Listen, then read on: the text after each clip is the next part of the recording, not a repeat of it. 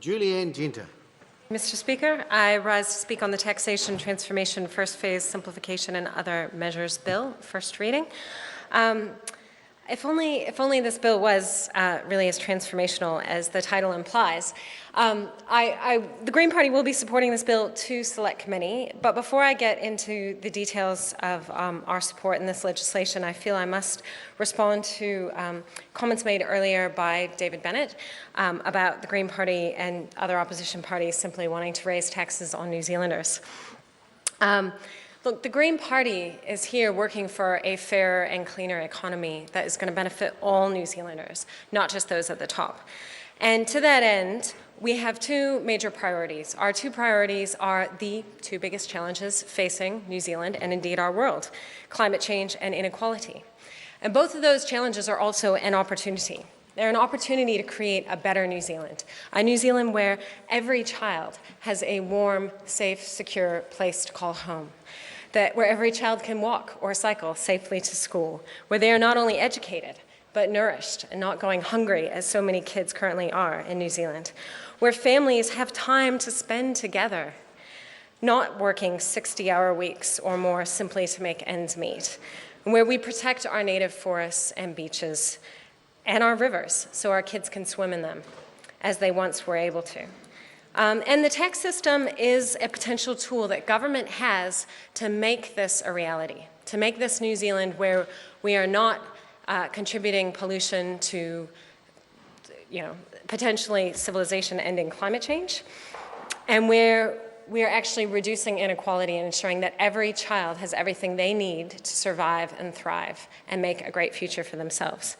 So government has this potential tool, the tax system, and I'm particularly interested in it.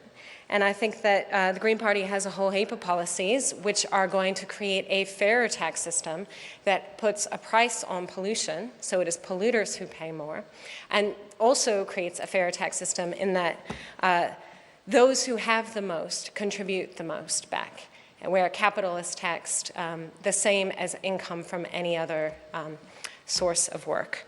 And I think that's perfectly reasonable. It doesn't mean that people pay more taxes necessarily. It does mean that we all get a better future. And I think most New Zealanders would agree that's something that is worth working towards. This particular bill is not transformational. I do have to agree with my colleague Chris Bishop's comments that New Zealand has a very simple and easy to follow tax system, comparatively being originally from the United States. I can tell you guys what a nightmare it is to file tax returns in the United States, and comparatively New Zealand is doing really, really well. But of course things can be improved, and this bill does make several mostly uncontroversial changes to tax law here in New Zealand. We absolutely want to support the updates to tax law to account for electronic communications and putting them on the same footing as paper communications. New Zealand's already pretty strong in that, but clearly a number of pieces of legislation still rely on paper transactions. So I think that's just bringing us up to speed with the 21st century, so it's great that we're getting onto that.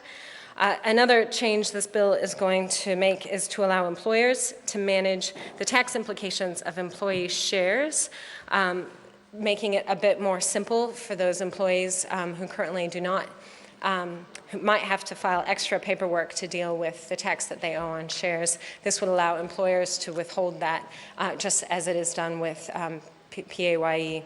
And so that's pretty uncontroversial.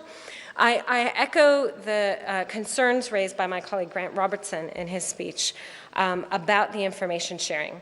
There is definitely potential to increase efficiency and to ensure that there's better transparency and better compliance by allowing information sharing across government departments.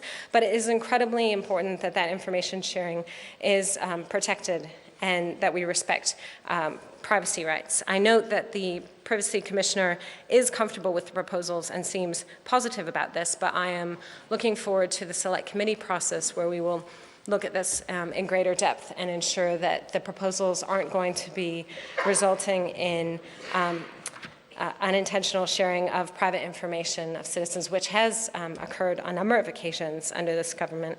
Government departments have shared information a little bit too widely. And I think that's something that we all need to be very concerned about. So it's something we will be looking at closely during the Select Committee process. As I said, Mr. Speaker, the Green Party will support the bill to Select Committee. Thanks.